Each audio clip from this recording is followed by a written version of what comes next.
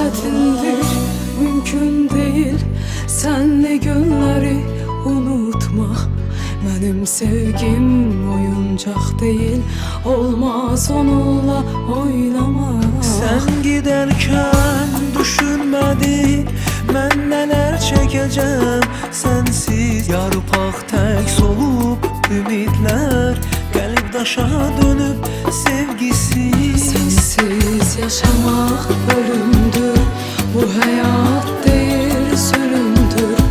Benim sana son sözümdür, seni sevmişəm, seveceğim. Sensiz yaşamak ölümdür, bu hayat değil zulümdür. Benim sana son sözümdür, seni sevmişəm, seveceğim. Geri dön sevgilim, geri dön yüreğim, yolunu gözledim.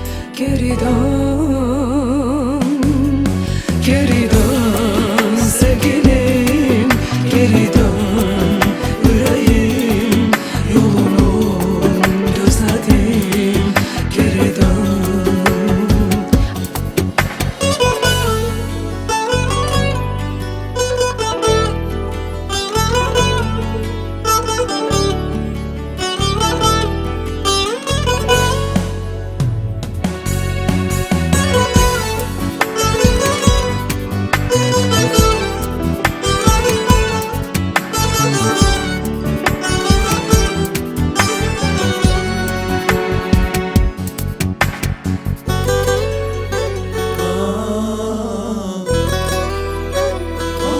Benim ölmez ümidlerim evvelki tek ölmez değil.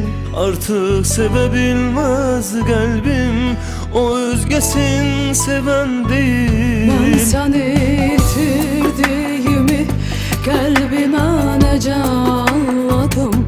O sensiz döyülen değil, bunu ben çoktan anladım. Sensiz yaşamak ölümdür, bu hayat değil zulümdür.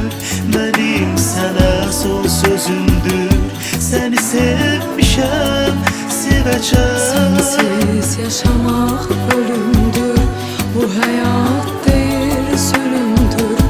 Benim sana son sözümdür, seni sevmişəm, seveceğim. Geri dön sevgilim, geri dön yüreğim, yolunu gözledim.